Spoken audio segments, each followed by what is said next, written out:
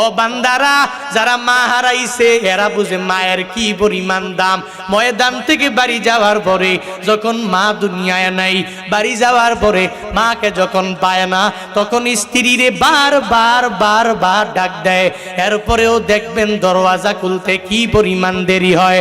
অথচ ছোটবেলায় যখন মা দুনিয়াতে বেঁচে ছিল, একটু ওয়াজ মাহফিল শুনে শুনে যখন বাড়ি যাইতো, ওই মায়ের কাছে যাইয়া ওই দরওয়াজায় করা নাড়তো।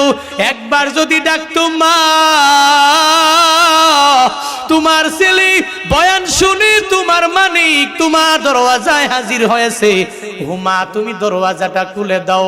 একটা বার বলতে দেরি, মা সাথে সাথে ঘুম থেকে জেগে যায়, দরওয়াজাটা খুলে খুলে এরপরে মা তারে বুকে নিয়ে নিয়ে ঘুমাইতে যায়।